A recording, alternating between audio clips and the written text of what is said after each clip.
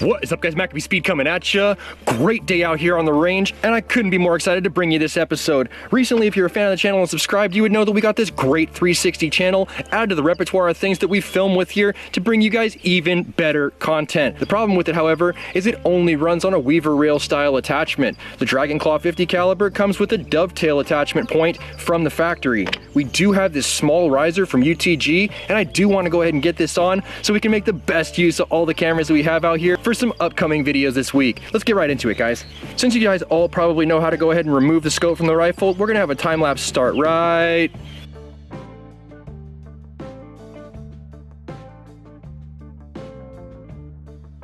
Alright guys, since I've got a UTG bug buster on this rifle, this UTG dovetail to weaver adapter on it. Now I like this one because it's got adjustable side stops, which allow you to really center this thing up with the barrel and eliminate some of those left to right issues that you have when you utilize these type of risers in some cases. Let's just go ahead and slide it right onto this dovetail real quick. Easy, super easy. And I'm gonna kind of level it right there with the edge of the receiver where it meets the breech. Kind of get everything hand tightened first.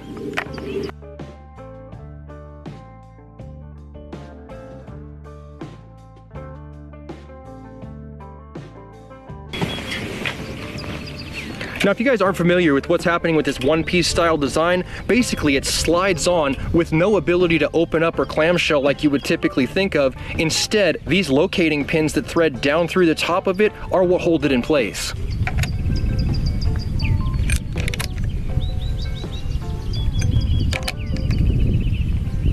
Some people might think of this as a counterintuitive way to hook things up, but in the same sense, an interference mechanical fit is one of the strongest joints that you can have. So I have high hopes for this.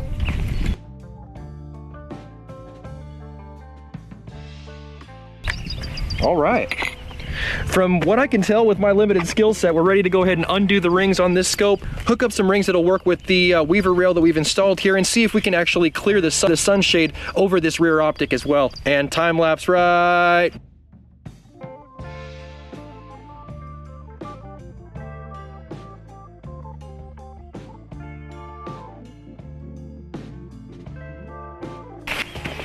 Moment of truth, does it clear the optic? Oh, the sunshade. I'm such a butthurt for cool stuff like sunshades. Here we go, I finally got it to clear this rear sight. These quick release mounts are gonna work for us. Let's get this threaded on.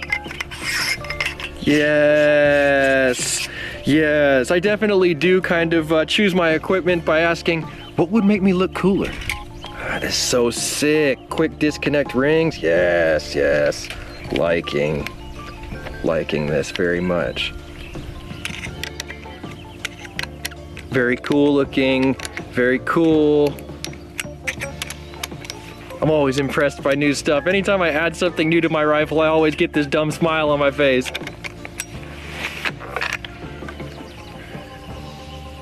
Yeah, I think we're set up to win here. I do like it.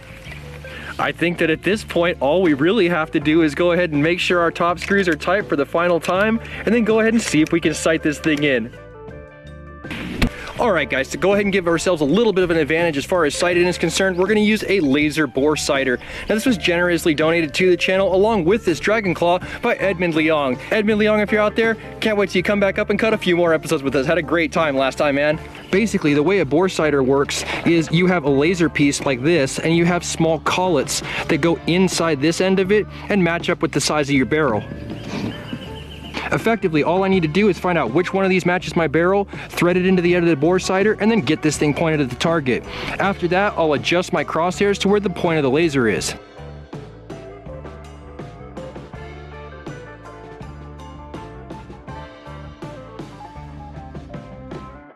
Alright guys, once you have this thing set up to the right size by threading it down that wedge piece to expand the plastic part to where it would match the size of your barrel, you slip this right into the end and fire up the laser.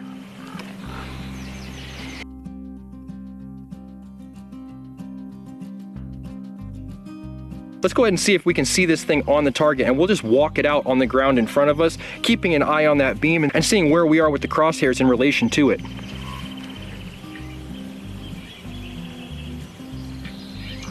There it is. I do see it. And it looks like my point of impact and my point of aim based on this rail attachment haven't really changed that much. I'm gonna go ahead and do the best I can with what I see here, and then we'll see where we end up on the pine.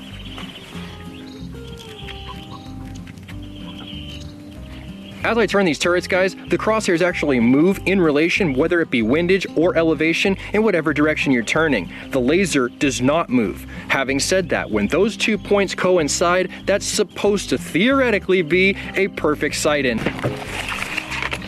Today's ammunition will be the 336 grain Air Venturi flat points.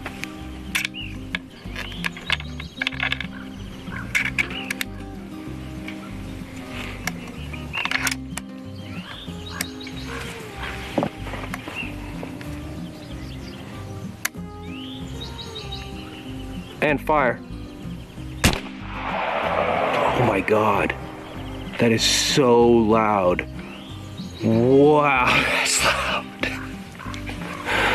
Okay, so it looks like we need to come down slightly and just to the left. Let's go ahead and continue our testing, gentlemen. You know, honestly, quick tangent. There's few things in life that make you feel stronger than you are, right? Race cars, chainsaws, guns like this. I can't tell you how gratifying this thing is to shoot. Let's get her on target and then see what we can do in a quick time trial style game.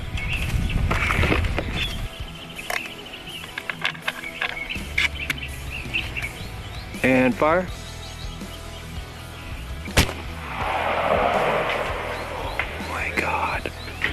That is so awesome and so loud. Let's drop her down in elevation just a little bit more and see where we end up.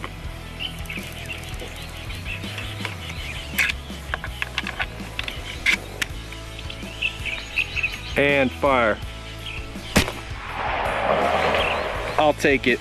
I feel like that's a solid sight-in for that which we're trying to accomplish on the range today, guys. Let's get this thing moved out to 20 yards, top this back up to a full fill, and then get into some speed shooting with the Dragon Claw. All right, gentlemen, if you're a fan of the channel and subscribed, you may recognize the foosball table that we've been using as a target for the last few months out at the range. Set up a little bit different today with 10 targets instead of 20, as there'll only be one competitor in this case, me competing against myself with the Dragon Claw. And I did increase the size of the targets from 2 inches to 3 inches as well. I'm not the best shooter in the world, and with my limited experience in the Dragon Claw so far, I want to give myself every advantage possible at 25 yards. Got shooter Steve on the stopwatch. Let's get right into this. 3, 2, 1, go. Hit. There we go. Oh, dude, this is so much different than the speed shoot with the Blitz. Hit.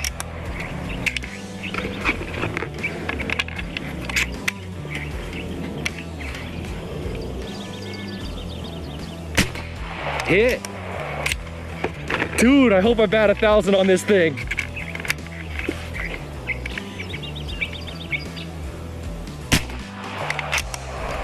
God, it's so gratifying. Dudes.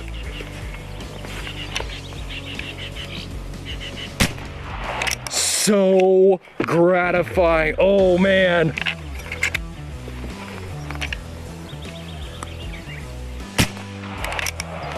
Man, dude, I can't get over it. I'm like a little kid. I know I'm time trialing here, but I got a huge permagrin.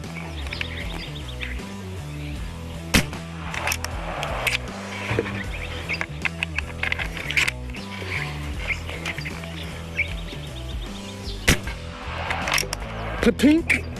Love it. Never gets old. Never ever gets old. 2 more. Can we bat 1,000?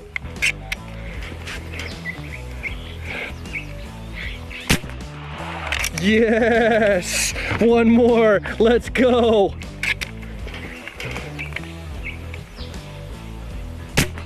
Hit 10 for 10. That's it.